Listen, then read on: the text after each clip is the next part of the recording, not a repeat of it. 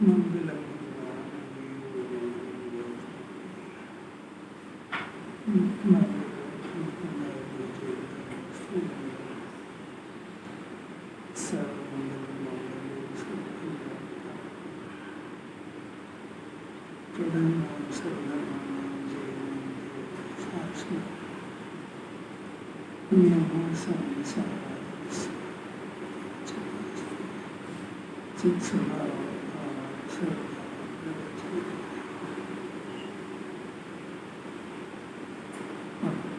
लोग कुल देवता को साक्षात रक्षा करने वाला मानते हैं, परंतु भीतर तो सामर्थ्य वाला है या नहीं? त्रैकालिक स्वाधीन स्वभाव के लक्ष्य से अंतर में तो देव त्रिकाल स्वतंत्र रूप से स्थायी भगवान ध्यायक आत्मा जो कि ज्ञाता स्वरूप से अखंड जागृत है, वही साक्षात देव है। उसी की श्रद्धा कर पर का आश्रय छोड़ वही लक्ष्य मार्ग। ये कितना सरल है। मोक्ष का मार्ग या सुखी होने का मार्ग, अपने अंदर त्रिकाल स्वतंत्र स्थायी अखंड गायक उसको स्वीकार करना, ये मोक्ष का मार्ग है। साक्षात देव है, उसी की श्रद्धा करो, उसी का ज्ञान करो, उसी में लीन होने से जीव परमात्मा हो जाएगा। ये सरल बात है। तो सर्व विशुद्ध ज्ञान अधिकार चल रहा है अपना। 372 से 383 नंबर की गाथा है, 373 से 83 तक की 10 गाथा। उसके अंदर वस्तु स्वरूप बताते हैं। जीव नहीं जानता है वस्तु स्वरूप माने आत्मा का स्वरूप, 6 द्रव्य का स्वरूप। जीव के पास ज्ञान है और एक ज्ञान स्वभावी आत्मा है। ज्ञान स्वभावी आत्मा तो चारों तरफ से शुद्ध है, सर्व विशुद्ध है, उसमें कभी कोई अशुद्धि आई नहीं। और उसका जो प्रोडक्शन है, उसकी जो पर्याय है, उसमें थोड़ी सी विपरीतता आ गई। वो विपरीतता निकल जाए, वो निकलेगी कैसे? कि वो स्वभाव का आश्रय से निकलेगी। और अगर वो स्वभाव का आश्रय लेता हुआ जो ज्ञान पैदा होएगा, तो वो ज्ञान भी चारों तरफ से शुद्ध हो जाएगा, सर्व विशुद्ध हो जाएगा। अब अपने को यहाँ पे जो अपना ज्ञान है, आत्मा तो सर्व विशुद्ध है ही सी, और उसका जो इसका वर्तमान का व्यक्त ज्ञान है, उसमें थोड़ी सी अशुद्धि आ गई, तो भी उसका स्वभाव नहीं बिगड़ा। वो अशुद्धि सुधारने का प्रयत्न करे, जीव करे, तो गारंटी से सुधरेगी। कई जीवों की सुधरी, इसकी समझ सीधी हो जाए, बस इसकी समझ उल्टी हो गई, वो आचार्य यहाँ सही कराना चाहते हैं। कैसे कराते हैं? कि पहले वस्तु का स्वरूप स्थापित करते हैं कि वस्तु का स्वरूप यानी जो ज्ञान तुम्हारा उत्पन्न हो रहा है, वो इस विधि से जान रहा है जैसा हम बताते हैं, और जो तुम जान रहे हो उसको रखो एक तरफ, और इस विधि से जानना सीखो, तो ज्ञान सर्व विशुद्ध हो जाए। कोई समस्या समझ में आई? क्या समस्या जीव की, और कैसे सही होगी? और आई भी कि नहीं आई कि खाली सुनते ही हो? क्या समस्या जीव की? कोई तो बोलो। सुनते ही नहीं है तो जी। अरे गजब हो गया। अभी इतनी सारी बातें सब फालतू ही करेंगे।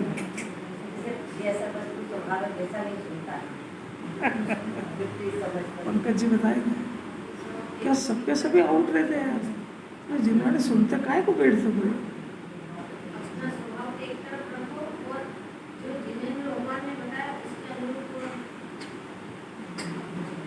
फिर से सुनो, क्या करें, इसके सिवा कोई रास्ता नहीं है।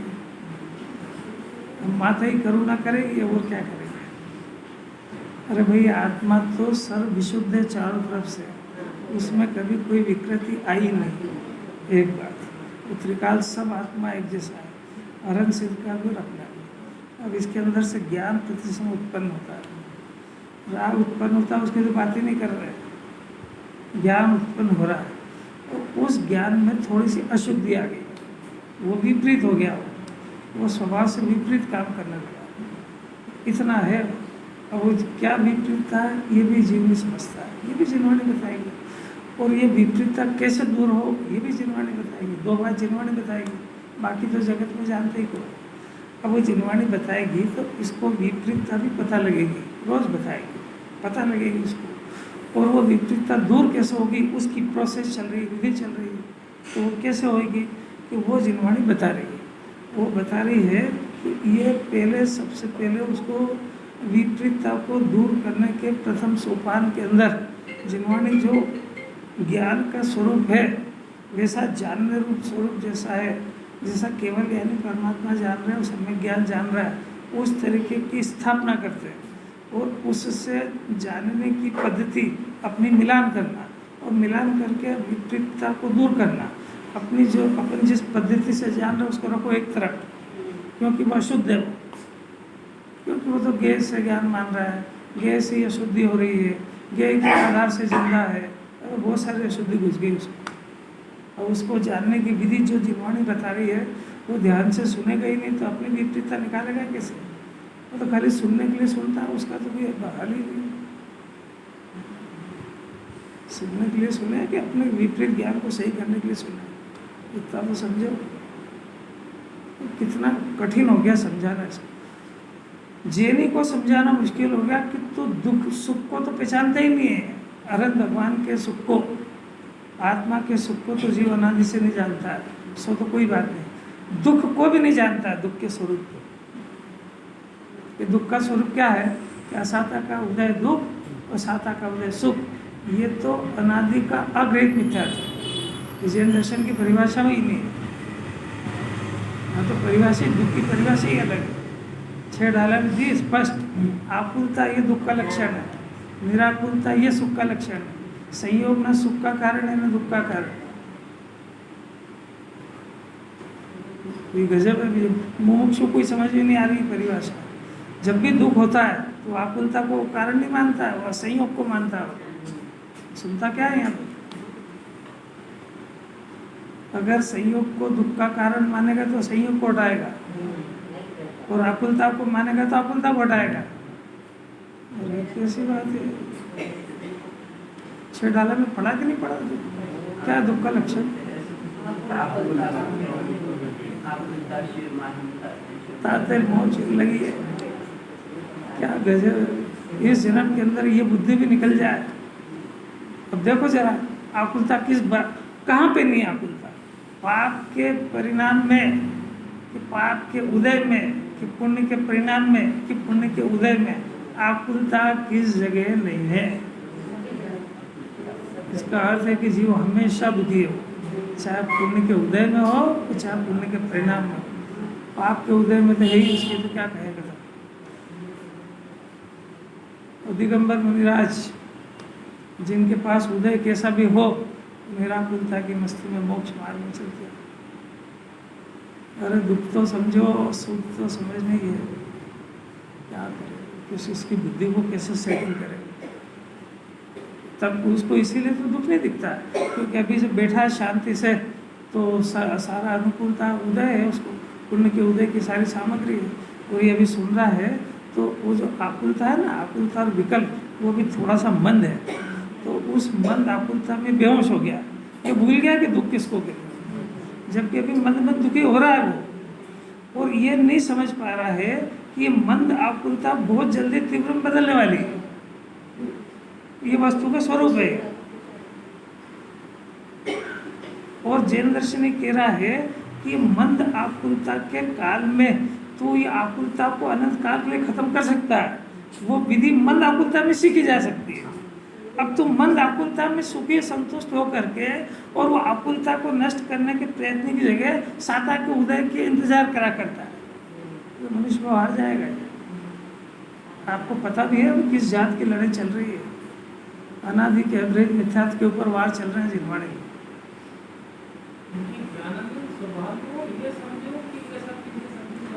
एक एक बात समझना पड़ेगी जिनवाणी की।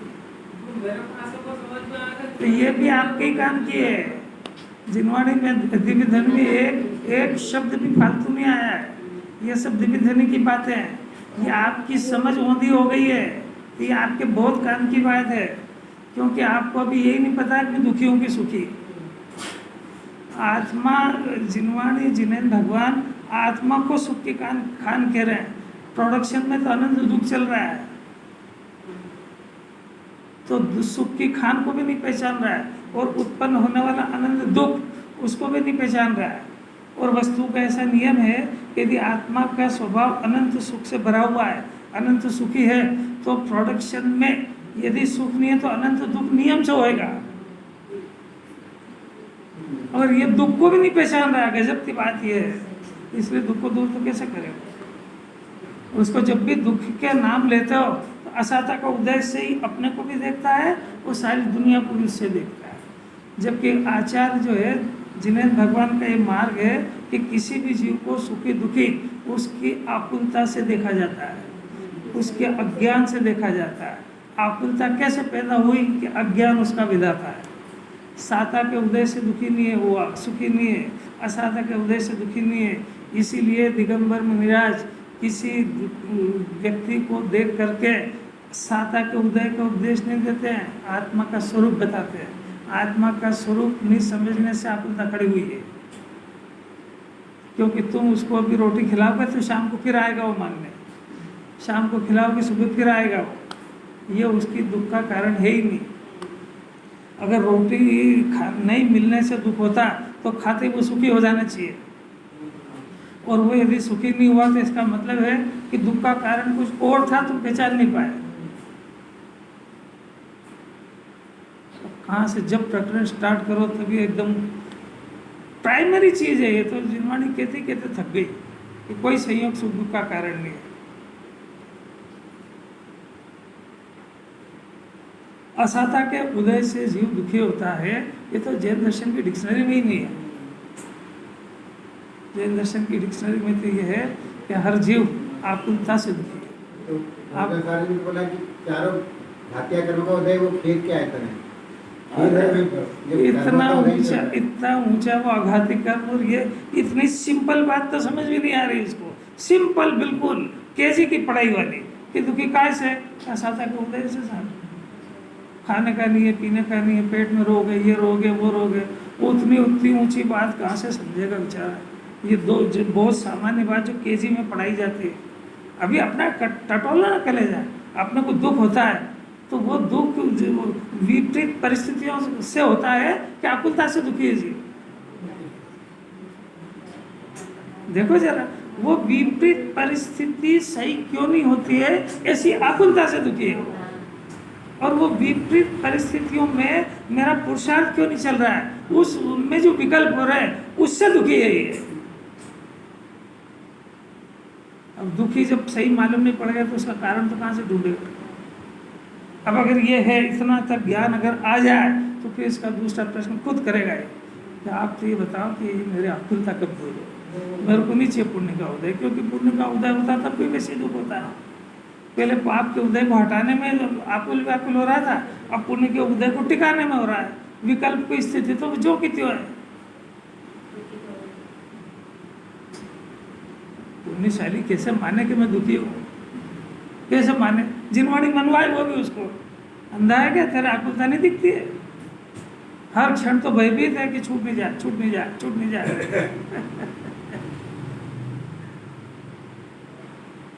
कोई बीमारी समझ में आए तो इलाज भी शुरू करें उसकी।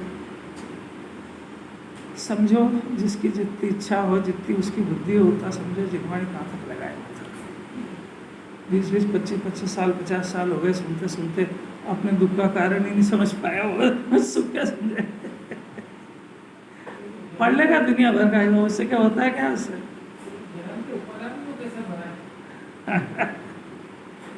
अरे अनंत पुरुषार्थ, जरा कुंदाचार्य का जीवन सोचना चाहिए। 11 वर्ष की उम्र में जब जिस मुनिराज ने दीक्षा ली थी, तो सम्यक दर्शन ज्ञान तो उनके पास हो गई सही, कैसे ले ली? तो सम्यक दर्शन ज्ञान को उसी दिन पैदा नहीं हुआ था, वो भी 1-2 साल पहले ही हुआ होगा। 8 वर्ष की उम्र में बालक को सम्यक दर्शन होना, और 8-9 वर्ष की उम्र में पंचम गुण स्थान की 11 प्रतिमा होना, और फिर 11 वर्ष की उम्र में दीक्षा लेना। तो मेरा प्रश्न ये है कि 8 वर्ष की उम्र में उन्होंने कौन से शास्त्रों को पढ़ पढ़ के सम्यक दर्शन किया था, और कौन कौन सी 11 प्रतिमाओं को पढ़ पढ़ के उन्होंने पालन करा था, और कौन कौन से महाव्रतों को उन्होंने शास्त्र में पढ़ पढ़ के अंगीकार करे थे। ये प्रश्न है। बोल दो कि उनके तो था ही नहीं, पर तो शूरवीर है। और अगर था तो कहाँ से पढ़ा उन्होंने? अलौकिक बात। एक बगैर पढ़ा लिखा व्यक्ति आज पूरा जैन शासन उनके ग्रंथों के आधार से टिका हुआ है, जिन्होंने क्रमबद्ध प्रयास पूरा जितने भी ग्रंथों की रचना हुई है वो सब कुंकुंदाचार्य के ग्रंथों को बेस बना के हुई है। 4 अभाव, निमित्त, उपादान, निश्चय, व्यवहार, क्रमबद्ध पर्याय, शुद्धात्मा, 47 शक्ति, 47 नए, अलिंग्रहण के बोल। और क्या बचा है? किसका लिखा हुआ है कि बगैर पढ़े लिखे का? ये पढ़ पढ़ के मरा जा रहा है। कभी सोचा भी सही है? गुरुदेव का नाम तो सुना ही है ना सबने। 6ठी पास से पढ़ा ही नहीं उन्होंने तो ज़्यादा, तो उन्होंने जो टीकाओं के अर्थ करे ना, तो हिंदुस्तान के अच्छे पंडितों के कलेजे हिल गए कि ये आप अर्थ लाए कहाँ से। वो जो कुंकुंदाचार्य की गाथाएं थी 415, उसका 1000 वर्ष तक तो कोई पैदा नहीं हुआ उनका अर्थ टीका करने वाला। 1000 वर्ष तक जिसने पढ़ी तो होगी सही, सब कितने ही हुए होंगे आचार्य, अपने को क्या मालूम। पढ़ी होगी तो उन्होंने कहा भाई ये टीका का, या गाथा की टीका करना अपने बस की बात है। क्या दशा है इसकी। 1000 वर्ष जो अमृत चंद्राचार्य हुए, जिनका कोई अपने को अता पता ही नहीं मिलता कब पैदा हुए, कहाँ थे, कितने साल के थे, क्या करा, उन्होंने इसकी टीका लिखी। आपको कोई प्रश्न समझ में आ रहा है क्या कर रहा हूँ? प्रश्न है कि ये ज्ञान आया कहाँ से? किसने कहा? पूर्वजन की ये बात है।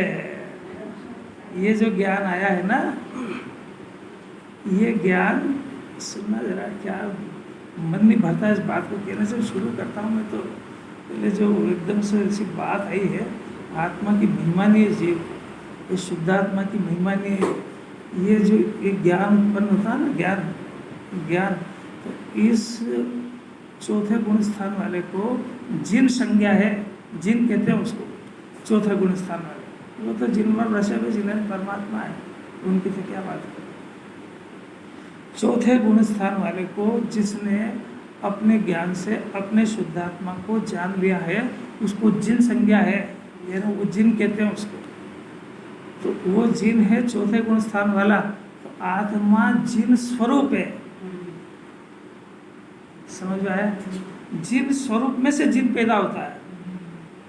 तो जो आत्मा जिन स्वरूप है, अब इसमें से जो ज्ञान उत्पन्न होता है, तो जो ज्ञान इस जिन स्वरूपी आत्मा को छूता हुआ पैदा होता है, बस वही मोक्ष का मार्ग है। वो जो बोले सब मोक्ष मार्ग है, वो कोई टीप टीप के थोड़ी बोलता है। ये आया है कुंकुंदाचार्य, ये आया समस्त ज्ञानियों को। शास्त्र पढ़ के आज तक कोई ज्ञानी नहीं हुआ है, आत्मा को जान के हुए आज तक जितने भी हुए।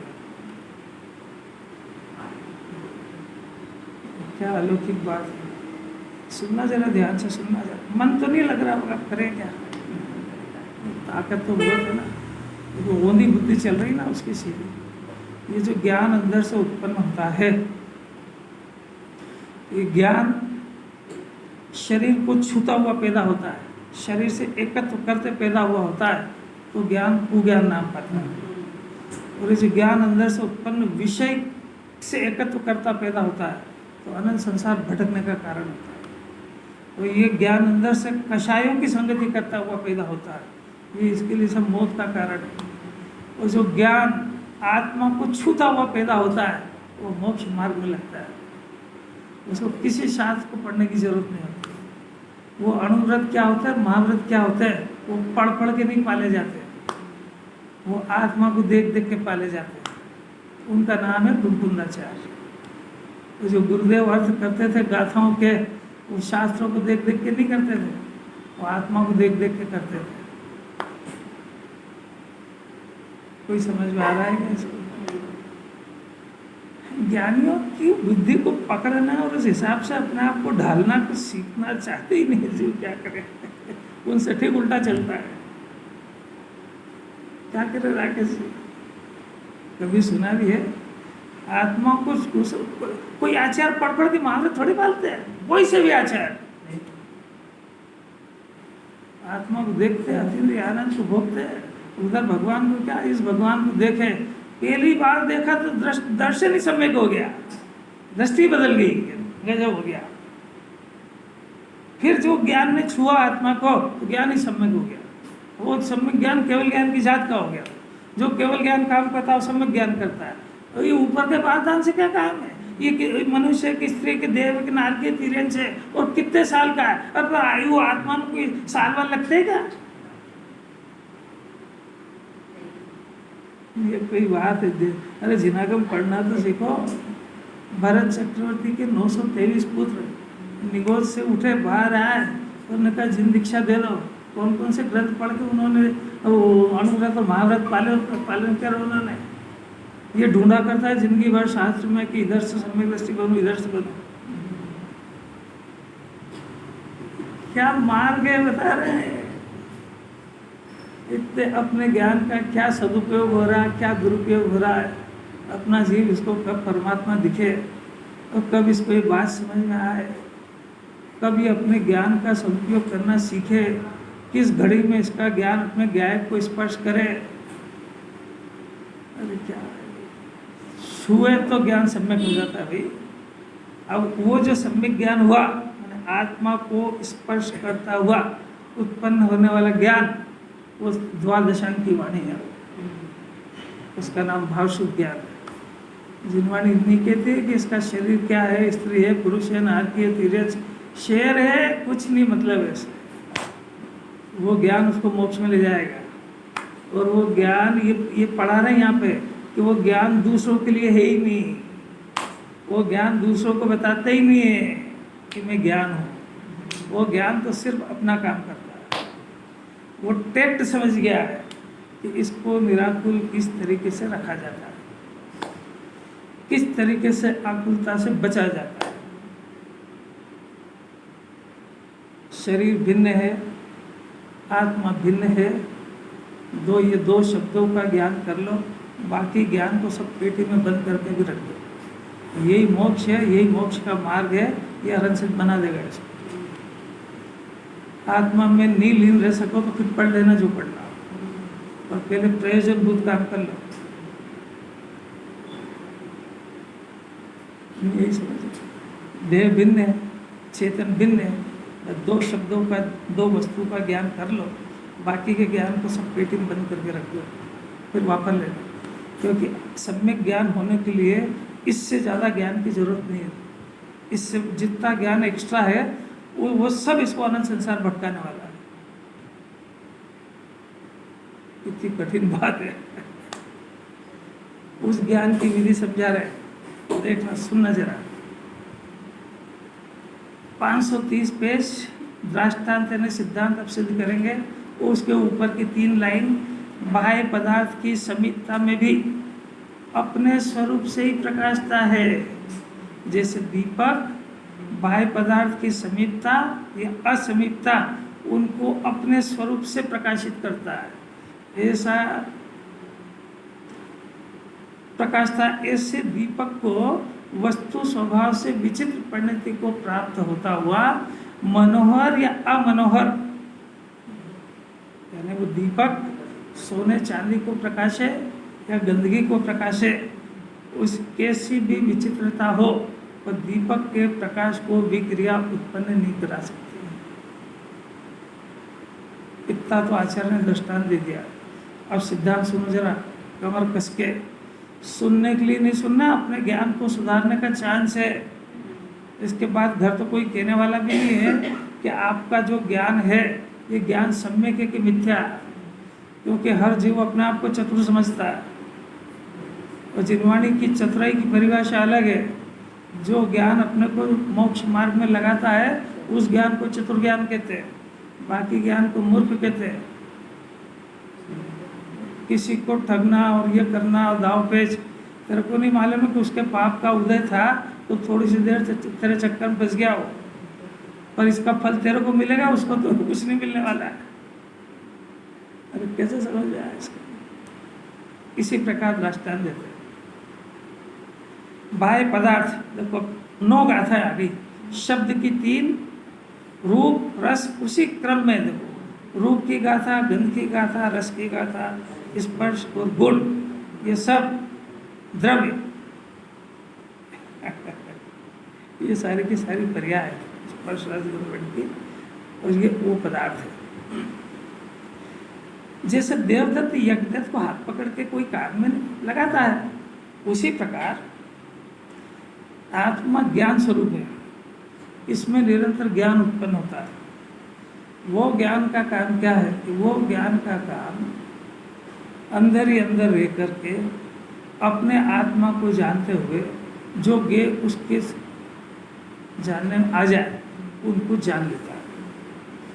ये जो अपन कहते हैं कि जीव पर को जानता है, तो वो पर को जानता तो है, पर तुम जिस विधि से जानते हो उस विधि से नहीं जानता, वो अपनी विधि से जानता है। समझ में आया?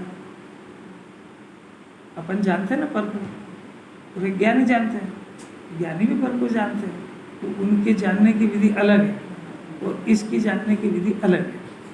इसकी विधि क्या है? ये तो गेय को देखता तब जानता है, गेय नहीं दिखे तो कैसे जान लेगा?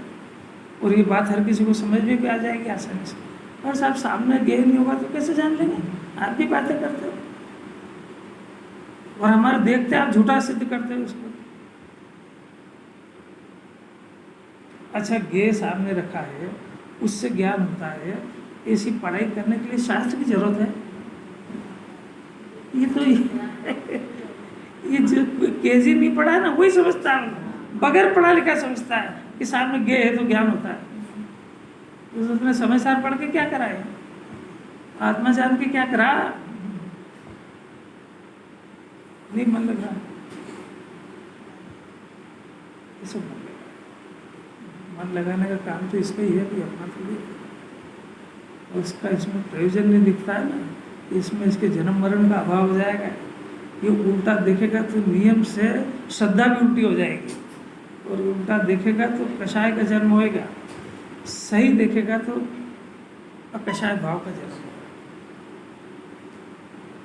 क्या प्रकरण क्या चल रहा है? ज्ञान को जानने की विधि, सम्यक ज्ञान किस विधि से जानता है, केवल ज्ञान किस विधि से जानता है, वो विधि की बात चल रही है। और ये जो जीव जानता है वो ज्ञान तो इसका अपने पास रखो, कैसे जानता है तो जानते ही है। अब मिलान करना दोनों से कि सम्यक ज्ञान यानी आत्मा से उत्पन्न होने वाला ज्ञान वो गेयों की तरफ झांकता भी नहीं है, उसका ज्ञान का मुख ज्ञाय की तरफ रहता है। गेयों को देखे बगैर, गेयों को अंदर बुलाए बगैर, गेयों के पास जाए बगैर, अपने अंदर ही बैठे बैठे अपने आत्मा को निहारता है, और उसमें बाहर जैसे गेय है वैसी आकृति अपने आप बना करती है। तो अपने आप बना करती है और वो अंतर्मुख ज्ञान से उन आकृतियों को देखा करता है। वो जो आकृतियाँ अंदर में बनती है वो आकृतियाँ क्रमबद्ध बनती है। उसको उस ज्ञान के उघाड़ में जिस समय जिस गेय की उसको आकृति बनाना हो उसकी बनाता है। उस समय जगत के अंदर गेय बहुत सारे पड़े, उसको नहीं बनाना, तो वो अपने देखता है अपने अंदर। गजब हो गया। अब वो देखता है अपने अंदर, तो अपने अंदर देखता है तो कहते हैं कि वो ज्ञानाकृति है, पर वो देखता है वो ज्ञानाकृति है। तो ज्ञानाकृति होने से वो ज्ञेय की आकृति है ही नहीं, तो ज्ञानाकृति को देखता है माने अपने आत्मा को देखता है। क्या गजब की बात। और जिस समय में वो कोई ज्ञेय की आकृति दिखती है उस समय में वो ज्ञेय की सत्ता बाहर मौजूद है, जैसा उसने देखा है वैसी है, जैसा वहाँ है ऐसी नहीं है। अरे कोई समझ में आती है कि नहीं आती है? उसको उपयोग कोई टिका है, बहुत ताकत है उसमें। कैसी अलौकिक बात है। तो जब अंदर ही अंदर क्या देखा कि ज्ञान का समुद्र लहराता हुआ दिखा उसको। वो ज्ञेयों की तरफ क्यों देखे? ज्ञेय से जब कोई वास्ता ही नहीं है उसका, तो जब उसको अंतर्मुख देखने से 3 लोक का ज्ञान हो जाता है, तो ज्ञेय की तरफ काय को देखे। और ज्ञान का शौर्य इतना है कि जो अज्ञान कहता है कि साहब वो ज्ञेय नहीं होगा, तो ज्ञान कैसे होगा? तो ज्ञान जो है सिर्फ वर्तमान पर्याय जितना नहीं जानता है, भूत भविष्य की पर्याय को भी जानता है। मैंने जो पर्याय अभी इस द्रव्य में पहले हुई और नष्ट हो गई है अनादिकाल की, वो पर्याय इस द्रव्य के अंदर सत्ता रूप में पड़ी हुई है। और भविष्य में जो आने वाली पर्याय है वो इस जीव की सत्ता में पड़ी है, और वो पर्याय क्रमबद्ध उत्पन्न होगी। तो ज्ञान अपने अंदर रहता हुआ ये अनुत्पन्न पर्याय और नष्ट हुई पर्याय को भी जान लेता है। ये बात ही सिद्ध करता है कि ज्ञेय से ज्ञान नहीं होता है, क्योंकि ज्ञेय तो है ही नहीं ना। पूर्व की पर्याय तो वे हो गई, भविष्य की पैदा नहीं हुई, और ज्ञान जानता है उसको। ऐसी ये लायक धन की महिमा है, तो ये कैसे आए? वो उतरे तो ये आए। ये सम्यक ज्ञानी अनुत्पन्न पर्याय को कैसे जानता है? सम्यक ज्ञानी परोक्ष रूप से जान लेता है। अपने जो अनंत भाव हुए उनको कोई प्रत्यक्ष थोड़ी देता है, प्रत्यक्ष तो केवल ही देखते हैं, पर उसके अनंत भाव की परोक्ष सत्ता मंजूर कर लेता है ज्ञान। प्रत्यक्ष परोक्ष का भेद है। केवल ज्ञानी प्रत्यक्ष जानते हैं, उसके अंदर केवल ज्ञान की पर्याय की सत्ता द्रव्यों शक्ति रूप से पड़ी है, ऐसा जानता है, इसीलिए निर्विकल्प रहता है। केवल ज्ञान की पर्याय जो इस द्रव्य के अंदर अभी सत्ता रूप में पड़ी है, तो वो खींचातानी करने से, वो पर्याय को बदलने से नहीं होगी, वो अपने काल क्रम में अंदर से व्यक्त होती है। तो वो अपने ज्ञान को देखा करता है। तो परोक्ष केवल ज्ञान कब होगा उसको ही अंदर पता है। कब होगा मैंने पीरियड से नहीं मतलब है, केवल ज्ञान की सत्ता को मंजूर कर दिया उसने। जब ज्ञान आत्मा की बनाकर तो प्रत्यक्ष हो गया, तो परोक्ष कहाँ से होगा? आप तो सुनो बस, अनादिकाल से नहीं सुनी ऐसी बात है। सम्यक ज्ञान किसको कहते हैं? केवल ज्ञान का लघुनंदन है, रत्नत्रय है। रत्न है रत्न। जिस जीव ने इस आत्मा को पहचान लिया और रत्न प्राप्त कर लिया उसने दर्शन और ज्ञान का, केवली हो गया, वो तो बचे ही क्या उसमें। जो विकार है उसको तो सारे को भिन्न जान लिया कि विकार कब नष्ट होगा ये उसकी डिक्शनरी में ही नहीं है। तो विकार से रहित आत्मा को देखा उसने। और केवल ज्ञान की पर्याय कब आएगी कि मेरे को काम ही क्या है, वो अपने काल में आएगी और इसी जीव के आएगी। जो केवल ज्ञान होने पर जो काम होएगा वो काम मैं अभी कर रहा हूँ यहाँ पे, उसको क्या जल्दी केवल ज्ञान की? अरे कोई अद्भुत जात का चिंतन है। बहुत भाग्यशाली जीव को तो सुनने को मिलता है और भाग्यशाली समझ सकता है इसको। तो अंदर ही अंदर विरोध करेगा, बाहर तो क्या बिगाड़े जिनवाणी का? बाहर क्या बिगाड़े? एक जरा सा जिनवाणी ज्ञान करा रही है कि वो ज्ञान है, वो अपनी आकुलता को शांत कर ले, इतनी सी कला सीख जाए जन्म में। इस जन्म में क्या अनादि से तो नहीं सीख पाया, जब सीखने का निहाल हो जाएगा। क्योंकि आकुलता विकल्प कोई करा था तो बहुत बड़ी समस्या हो जाती है।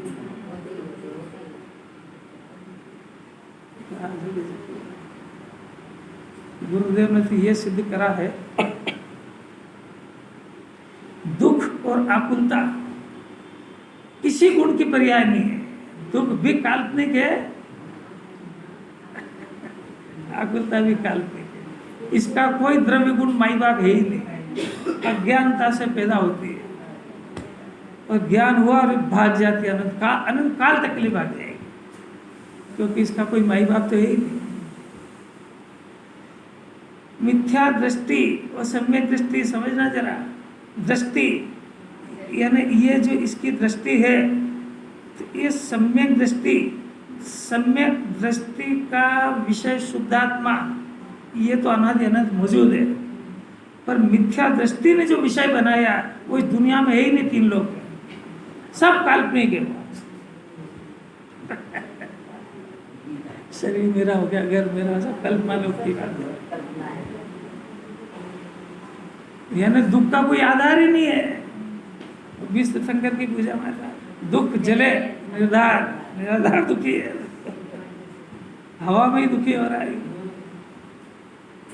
अरे जब इसको सम्यक ज्ञान हो जाएगा तो इसको अनादि का मिथ्या ज्ञान का पता लग जाएगा कि मैं बिना कारण अनादि काल घूमा ही हुई, क्योंकि मैं जो कुछ करना चाह रहा था वो तो कर ही नहीं पाया। निराधार ही दुखी हुआ,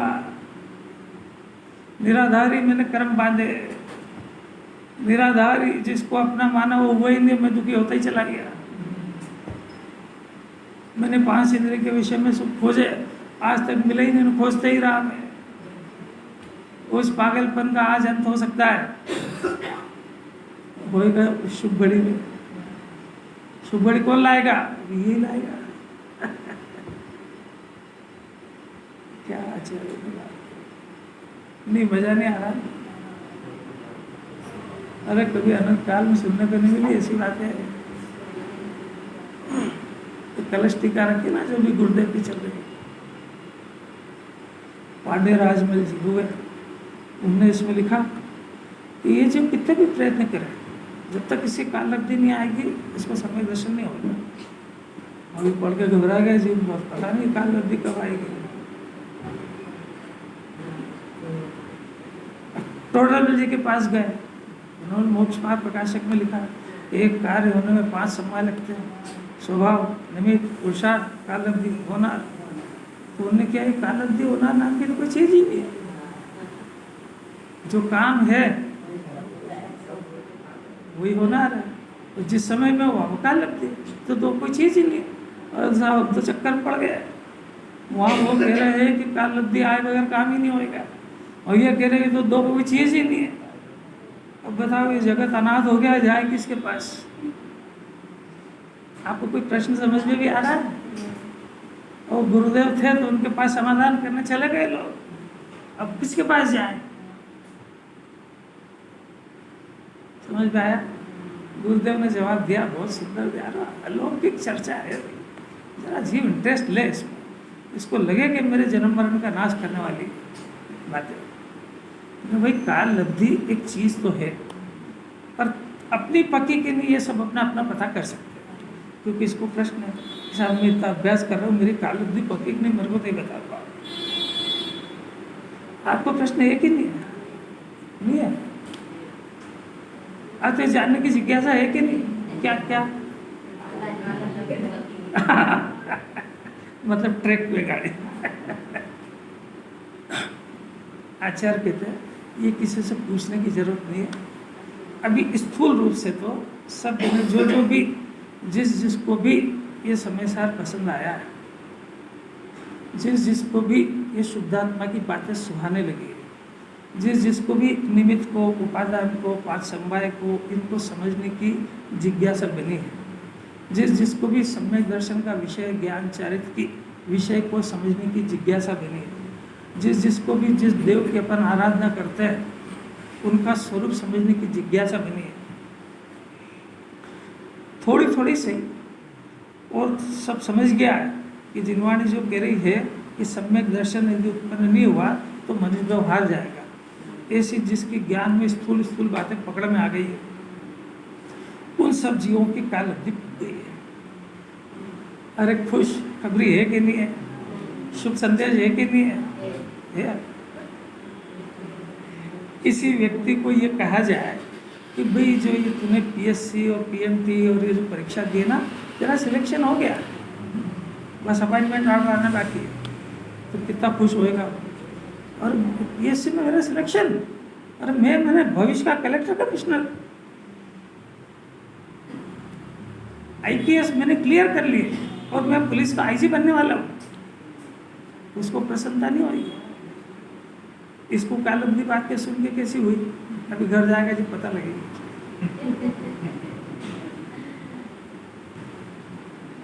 कैसी गजब प्यार। ये तो हुई स्थूल बात। अब सूक्ष्म सुनो, किसी से पूछने की जरूरत नहीं है कि अपनी कालबंदी पक्की करनी, ये सब स्थूल बातें हैं, ये सब मन समझाने की है, वास्तविकता ये नहीं है। वास्तविकता ये है कि तेरे विकल्पों की डायरेक्शन देखना, तेरे अंदर कौन से परिणाम ज़्यादा पैदा होते हैं, उन परिणामों की तेरे को रुचि चल रही है, वो परिणाम उत्पन्न हो के तेरे बताएगा माथे पे चढ़ के, वो कोई दूसरा नहीं बताएगा, दूसरा जानेगा भी नहीं, वो जानेगा वो तेरे को जिसकी रुचि चल रही होगी उसका परिणाम छप्पर फाड़ फाड़ के पैदा होगा। तू सोएगा तो होएगा, खाएगा तो होएगा, शास्त्र पढ़ेगा तब भी होएगा, वही होएगा। अब आपको समझ में आई? सेल्फ असेसमेंट पकड़ में आ रहा है कि नहीं? तुम्हारे विकल्पों की डायरेक्शन बताएगी, विकल्प उत्पन्न होके बताएगी, विकल्प उत्पन्न होके बताएगा कि तेरे जीव को, तेरे ज्ञान को किन पदार्थों की किसकी रुचि है, विषय की है, कषाय की है, संयोग की है, कि खाने पीने की है, वो सब तेरा ज्ञान, वो विकल्प उत्पन्न हो के बताएगा। अगर वो विकल्प उत्पन्न हो रहे हो तो समझ लेना काल लब्धि भी बहुत दूर है।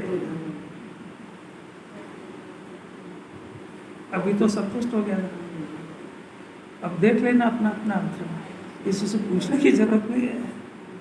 अपने को बार बार खाने का परिणाम, पीने का हो, घूमने का हो, परिवार का हो, वगैरह वगैरह हजारों विषय है। जी माने क्या क्या पकड़ पकड़ के बताया। स्वरूप की जो पहचान मौजूद है वो कालबंदी देखने जा रहे हैं। आप तो सुनो बस शांति से, ये अनुत्तरित प्रश्न है, बहुत भाग्यशाली जीव को तो प्रश्न होएगा और उसी को उत्तर समझ में भी आएगा। अपनी अपनी नब्ज देखना सिखा रही है जिनवाणी, ये नब्ज बताएगी किस गति में जाएगा और कितने जन्म के बाद अरंत बनेगा। ये क्लासें अरंत सिद्ध बनने की चल रही है, हल्की फुल्की क्लासें नहीं चल रही है। ये गर्भस्थी छुड़ा के मुनिराज बनाने की कक्षा नहीं है, ये परमात्मा बनने के कोर्स चल रहे हैं। और ये परीक्षा दी जा रही है कि कितने भाव में अरंत बनेगा। ये बात समझ में आ रही क्या? अब तेरा मन इन सब जो जिनवाणी चल रही है, जो पहले सब स्थूल रूप से बताया, सब उन विषयों के लिए समझने के लिए लालायित होता हो और उसको उस समय में वो विकल्प की टकराहट होगी, अंदर से जी अपना, मन अपना इन विषयों को समझने के लिए तड़फड़ाएगा और उधर से वो विषय डिमांड करेंगे। उस कोलाहल में तू अगर जीत जाएगा और उन विकल्पों को नष्ट करके इधर जिज्ञासा कर लेगा, जो जिनवाणी में यहाँ रोज सब्जेक्ट दिया जा रहा है उसको समझे बगैर तेरे को नींद नहीं आएगी, तो समझना कि तेरी काल लब्धि पक गई है। आत्मा तेरे लिए हाजिर हजूर रिजर्व है। ये कुंदाचार्य का जन्म भी तेरे लिए हुआ है, अमृत चंद्राचार्य का भी तेरे लिए हुआ है और गुरुदेव भी तेरे लिए आए।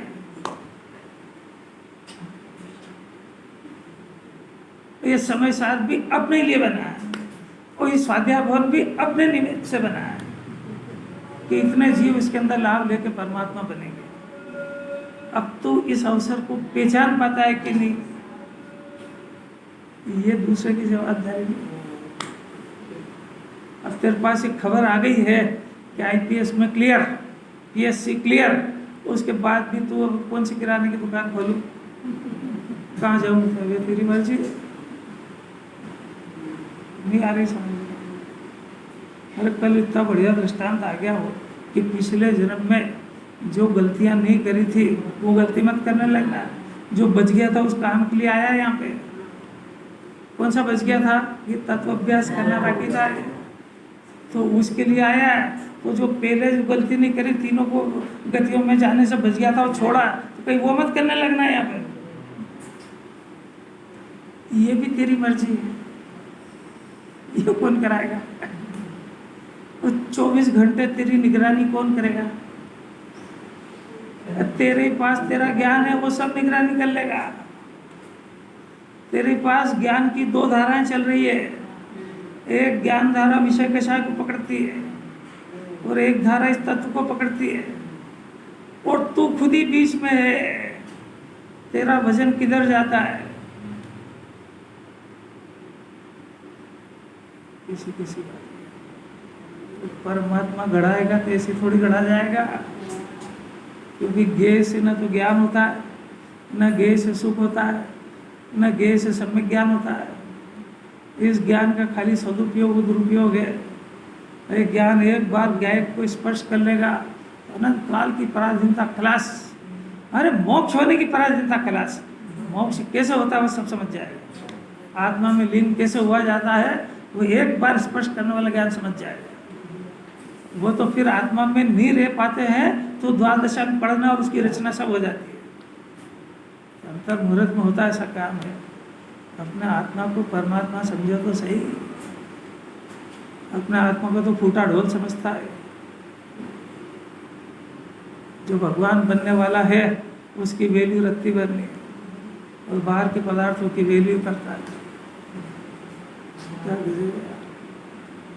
जो इसको परमात्मा बनाने वाला तत्व है उसकी बात सुनने की फुर्सत नहीं है इसका। ये दुर्भाग्य। दूसरी बातों में रस लेगा बहुत। क्या हुआ था, फिर क्या हुआ, फिर क्या हुआ, तो केवल ज्ञान होगा सब देख लेना। तो वहाँ क्या काम का क्या है वहाँ पे? कैसी कैसी बात है। एक ही लाइन निहाल कर दिया। बाहर के पदार्थ जैसे यज्ञ देवदत्त को कोई काम में लगाता है, ऐसा आत्मा को स्वज्ञान की इतनी बात आई थी। आत्मा में ज्ञान होता है, वो जानने का काम करता है। तो वो वास्तव में तो आत्मा को जानने का करता है, पर जानने में आ जाते हैं। तो वो जो जानने में पदार्थ आए वो ऐसा नहीं कहते कि तू मेरे को सुन, तू मेरे को देख, तू मेरे को सूंघ, तू मेरे को चख, तू मुझे स्पर्श कर, तू मुझे जान, तू मेरे को अपना मान। कौन कौन से पुत्र वधू ने ये कहा है कि माता जी और सासू जी आप हमको अपना, ये तो पहले ही नहीं मानने को तैयार है। इसको ही समझ में नहीं आता कि मैं उसको अपना मानता हूँ कि पराया मानता हूँ। घर पे विचार करना जरा, अपना मानता है कि पराया मानता है। तो जितना दर्द अपने पुत्र का होता है उतना अपनी पुत्र वधू का होता है कि नहीं होता है? क्योंकि दो ही तो अपने ही है। दो ही में देख लेना अंदर। ठगो मत अपने आप को, जिनवाणी को नहीं ठग सकते हो।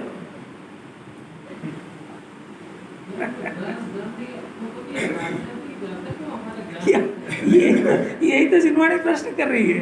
एक तो जाता क्यों है और दूसरी बात तो अच्छा बुरा क्यों करता है। उसमें जो भी पदार्थ था वो अच्छा था कि बुरा? अरे वो तो पदार्थ था। अच्छा बुरे का प्रश्न क्या है? न्याय समझना। एक पदार्थ देखा, बस देखा, खत्म हो गई बात। अब उस पर कमेंट्स, बहुत अच्छा है, ये बहुत खराब है। ये तुमको अच्छा और खराब ये ऑप्शन दिया किसने? उस पदार्थ ने तो कहा नहीं। वो पदार्थ है। पुत्र वधू या पुत्र, अच्छा बुरा, अपना पराया, ये ऑप्शन किसने दिया? वो तो सब दिया है। पंडित जी मजा नहीं आ रहा है। इसी समस्या का हल चल रहा है। इसको वो अच्छा बुरा करने की आदत खराब लगे और जिसको आदत निकल गई उनके पास जाए और उनसे पूछे कि साहब ये अच्छा बुरा कुछ है तो ही नहीं, मेरे को क्यों पैदा होता है? तो फिर उसका हल करेंगे कि तेरे को देखना और जानना नहीं आता है, इसलिए तू अच्छा बुरा देखता है। क्योंकि उसी पदार्थ को केवल भी जानते हैं, उनको तो अच्छा बुरा नहीं दिखता। कितनी गंभीर बात है, कितनी गंभीर है। ये सियाँ सुन लो, फिर पढ़ो तो खट खट समझ में आ जाएगी आचार्य को क्या कहते हैं। चलेगी बाकी कल पूरी कर देंगे इसको।